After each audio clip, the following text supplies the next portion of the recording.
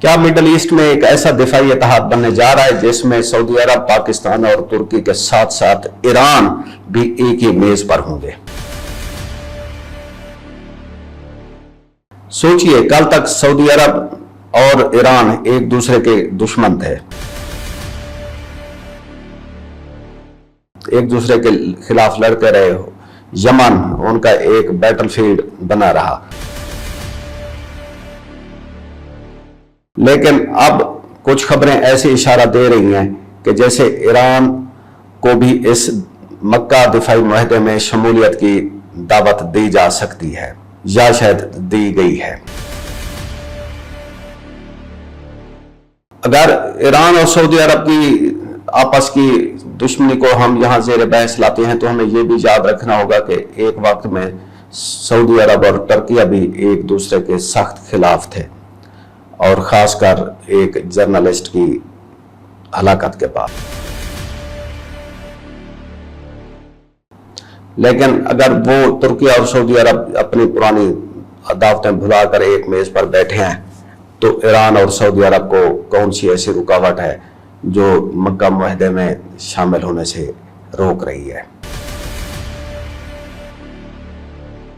اور اگر یہ ایسا پاسبل ہو گیا کہ ایران بھی مکہ معاہدے کا حصہ بن جاتا ہے تو پھر پورے مشرق وسطی کا پاور بیلنس چینج ہو سکتا ہے، اور جنرل عاصم منیر کا تہران کا دورہ کیا اسی سلسلے کی کڑی ہے؟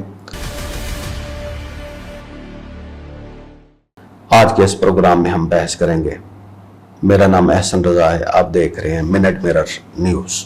ناظرین، سب سے پہلے ہم واضح کرتے ہیں کہ ابھی تک ایران کو مکہ دفاعی معاہدے میں شمولیت کی کوئی باضابطہ دعوت کا اعلان سامنے نہیں آیا، لیکن مختلف رپورٹس میں یہ بات سامنے آ رہی ہے کہ ایران کو اس دفاعی پیکٹ میں شامل ہونے کی دعوت دی گئی ہے اور تہران اس امکان پر غور کر رہا ہے۔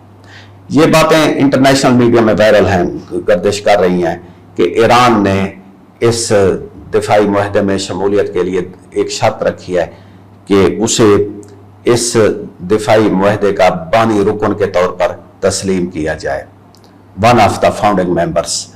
اور ان کے ایک حکومت کے اعلیٰ عہدیدار نے یہ بھی بیان دیا کہ یہ بات قابل قبول نہیں کہ پہلے ایک پیکٹ معاہدہ ایگریمنٹ بن جائے اور بعد میں ایران کو دعوت دی جائے۔ انہوں نے کہا ایسا ہرگز نہیں، ایران اور مصر کو اس معاہدے میں شمولیت کے لیے ایک فاؤنڈنگ ممبرز کے طور پر تسلیم کرنا ہوگا۔ اب یہاں ایک بات اہم ہے کہ ایران کی جو اس معاہدے کی مکمل رکنیت اور پورا جو ریجنل سیکیورٹی فریم ورک ہے، یہ اس میں شمولیت، یہ دونوں علیحدہ علیحدہ چیزیں ہیں۔ پہلے ہمیں یہ دیکھنا ہوگا کہ کیا فوری طور پر ایران اس مکہ ڈیفنس پیکٹ کا رکن بن سکتا ہے؟ دیکھیں، ابھی تک تو ہمیں یہ مشکل نظر آ رہا ہے، لیکن جب اگر اس کو وسیع سیکیورٹی فریم ورک جس میں ایران کو بھی شامل کیا جا سکے، یہ کوئی چیز ناممکن نہیں ہے۔ جس طرح سے پاکستانی حکام آج کل تہران کے دورے کر رہے ہیں، تو اس ایسی صورت میں نظر آ سکتا ہے کہ اگر ایران مکہ ڈیفنس پیکٹ میں شامل ہوتا ہے تو پھر یہ ایک خالی معاہدہ نہیں ہوگا بلکہ پوری مڈل ایسٹ کی سیاست کا، پاور کا نقشہ تبدیل کرنے والا واقعہ ہوگا۔ اب اس پورے ڈیفنس پیکٹ میں پاکستان ایک اہم کردار ادا کر سکتا ہے، کیونکہ پاکستان کی اہمیت غیر معمولی ہے۔ پاکستان کے سعودی عرب کے ساتھ گہرے سیاسی اور سماجی اور دفاعی اور معاشی تعلقات ہیں۔ دوسری طرف پاکستان کے ایران کے ساتھ سرحد اور اچھے تعلقات ہیں، اور ترکی کے ساتھ بھی اچھے سفارتی اور علاقائی تعلقات ہیں۔ پاکستان نے اور ہمیشہ یہ موقف اختیار کیا ہے کہ جنگ کسی مسئلے کا حل نہیں بلکہ بات چیت اور سفارت کاری ہے، اور پاکستان چونکہ خود ایک جنگ کا حالیہ دنوں میں شکار ہو چکا ہے اور پاکستان نے اپنا ڈیفنس اچھے طریقے سے کیا، تو پاکستان اس ڈیفنس پیکٹ کی اہمیت کو بھی جانتا ہے۔ اسی لیے جنرل عاصم منیر صاحب کا تہران کا دورہ خاصی اہمیت رکھتا ہے۔ اگر پاکستان سعودی عرب اور ایران کے درمیان اعتماد سازی میں کردار ادا کرتا ہے تو پھر اسلام آباد صرف ایک فوجی معاہدے کا رکن نہیں رہے گا بلکہ ان دونوں کے درمیان ایک برج بنانے والی طاقت بن سکتا ہے، اور یہ پاکستان کے لیے ایک بہت بڑا ڈپلومیٹک بریک تھرو ہوگا۔ لیکن اہم سوال پھر وہی ہے، کیا سعودی عرب اور ایران ایک دفاعی معاہدے میں آ سکتے ہیں؟ اصل سوال بھی یہی ہے جو اس وقت پاکستان، سعودی عرب، ترکی اور ایران میں ڈسکس ہو رہا ہے۔ دیکھیں، سعودی عرب اور ایران کے تعلقات میں 2003 کے بعد ایک نمایاں بہتری نظر آئی، لیکن بنیادی ان دو ممالک کے درمیان بنیادی اختلافات ہیں وہ ختم نہیں ہوئے۔ ان میں بیسک یمن ہے، اور اس کے بعد گلف میں انفلوئنس، اپنا اثر رسوخ اور سیکیورٹی کے معاملات کے علاوہ اور بھی کافی سارے تنازعات ہیں جو ان دونوں ممالک کے درمیان موجود ہیں۔ لیکن اب صرف یہ تصور کریں کہ اس معاہدے میں ایک اہم چیز ہے کہ ایک رکن پر حملہ، تمام ارکان پر حملہ تصور کیا جائے گا۔ تو اگر مستقبل میں ایران اور سعودی عرب کے درمیان کوئی فوجی تنازع کھڑا ہوتا ہے، کوئی بحران کھڑا ہوتا ہے، تو باقی ممالک کس کا ساتھ دیں گے؟ وہ پیکٹ تو ٹوٹ جائے گا۔ یہی وجہ ہے کہ ایران کی شمولیت صرف سیاسی مسئلہ نہیں ہے، بلکہ یہ پورے دفاعی معاہدے کی بنیادی جو ساخت ہے اس کو تبدیل کرنے والا مسئلہ ہے۔ یہ بھی ہو سکتا ہے کہ اگر ایران اور سعودی عرب ایک میز پر اس مکہ ڈیفنس پیکٹ میں آ جاتے ہیں تو اس وقت جو سب سے بڑا بنیادی ان کے درمیان تنازع یمن، اور جو غالباً ایران کی شمولیت کی سب سے بڑی رکاوٹ ہے، لیکن یہی یمن ان دو ممالک کے درمیان ایک مصالحت کا بہت بڑا موقع بھی بن سکتا ہے، کیونکہ اصل کھیل ہی یہی ہے۔ یمن میں حوثیز، جن انصار اللہ کہا جاتا ہے، سعودی عرب کے لیے طویل عرصے سے ایک بہت بڑا سیکیورٹی چیلنج رہے ہیں۔ ایران اور حوثیوں کے درمیان تعلقات بھی اس معاملے کو مزید کمپلیکس بناتے ہیں، لیکن حالیہ اطلاعات میں ایک پیش رفت ہمیں جو سامنے آ رہی ہے کہ سعودی عرب اور حوثیوں کے درمیان مستقل جنگ بندی کے امکانات پر بات چیت ہو رہی ہے، اور اس میں جو ایران ہے وہ ایک بہت اہم سفارتی کردار ادا کر رہا ہے۔ اگر یہ ایک پرماننٹ سیز فائر ہو جاتی ہے تو پھر یہی لمحہ ہوگا جب ایران اور سعودی عرب کو ایک ٹیبل پر بٹھایا جا سکتا ہے۔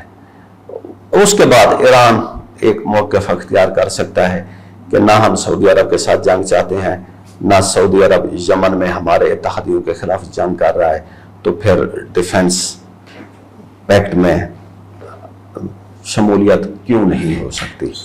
لیکن آج چونکہ ہم مفروضوں پہ بات کر رہے ہیں، تو ایک جو ایران کی شمولیت کی سب سے بڑی جو وجہ یمن ہے، اور وہی اب دروازے ایران کے لیے دروازے کھول رہا ہے، لیکن ہم پھر بھی یہی دیکھ سکتے ہیں کہ مستقبل میں جنگ کا خطرہ ٹل نہیں سکتا سعودی عرب اور یمن کے درمیان، کیونکہ فرض کریں حوثی سعودی عرب پر دوبارہ کوئی میزائل یا ڈرون حملہ کرتے ہیں، اور اس وقت یہ سعودی عرب اور ایران ایک ڈیفنس پیکٹ میں موجود ہیں، تو پھر اس میں کیا پاکستان اور ترکی اور ایران سعودی عرب کے دفاع کے لیے براہ راست فوجی کارروائی کریں گے، اور اس وقت ایران کا کیا موقف ہوگا؟ تو سم ٹائم ہمیں یوں لگتا ہے کہ جیسے جو پیکٹ ہیں وہ پیپر پر آسان نظر آتے ہیں، لیکن ان کی جب آگے ایگزیکیوشن ہوتی ہے تو وہ ایک بہت بڑا امتحان ہوتا ہے۔ اسی لیے یمن اس معاملے میں ٹیسٹ کیس ہے۔ اگر ایران اور سعودی عرب کھلے دل کے ساتھ اس ڈیفنس پیکٹ میں آتے ہیں تو ہو سکتا ہے کہ یمن کا مسئلہ پرماننٹلی حل ہو جائے۔ اب آتے ہیں ہم آخری سیگمنٹ کی طرف کہ اس پورے ابھی تک پروگرام میں ہم نے ایران اور سعودی عرب کو ڈسکس کیا ہے، ترکیہ کہاں کھڑا ہے؟ تو ترکیہ کی پوزیشن ناظرین بہت اہم ہے، کیونکہ جو انقرہ ہے وہ خطے میں اپنی خود مختار طاقت اور سفارتی کردار کو بھی آگے بڑھانا چاہتا ہے۔ ترکی کے بھی ایران کے ساتھ اختلافات ہیں، لیکن وہ اختلافات اس نوعیت کے نہیں ہیں جو ان ممالک کے درمیان روابط اور تعاون کو میں رکاوٹ بن جائے۔ اس لیے ترکی ممکنہ طور پر ایک علاقائی ایسا نظام دیکھنا چاہے گا جس میں ایران بھی شامل ہو، تاکہ ایران کی انکلوژن سے ترکی اور ایران کے معاملات بالکل 100% جیسے کہتے ہیں سیم پیج پر آ جائیں گے۔ لیکن آخری بات کہ یہ جو نیا سیکیورٹی فریم ورک ہوگا اگر اس میں ایران آ جاتا ہے تو وہ ایک امریکی سیکیورٹی نظام سے نسبتاً آزاد ایک علاقائی سیکیورٹی فریم ورک ہوگا جس میں امریکہ پورے پھر جی سی سی میں ہمیں نظر نہیں آتا. یہی ہم بات کر رہے تھے کہ پورے مڈ ایسٹ کی پاور بیلنس کا نقشہ تبدیل ہو سکتا ہے. تو ناظرین آج کا سب سے بڑا سوال یہی ہے کہ کیا ایران باقی مکہ دفاعی معاہدے کا حصہ بننے جا رہا ہے؟ ابھی جواب یہی ہے کہ ممکن ہے لیکن ممکن نہیں بھی ہے. تاہم ایک بات واضح ہے کہ جنرل عاصم منیر کا حالیہ تہران کا دورہ ایران اور سعودی عرب کے تعلق کے درمیان میں بہتری اور یمن میں ممکنہ جنگ بندی کا پیش خیمہ ثابت ہو سکتا ہے. اب دیکھتے ہیں آنے والے دنوں میں کہ جنرل عاصم منیر کی یہ سفارتکاری کس حد تک کامیاب ہوتی ہے. اسی بات کے ساتھ ہمیں اجازت دیجیے. خدا حافظ.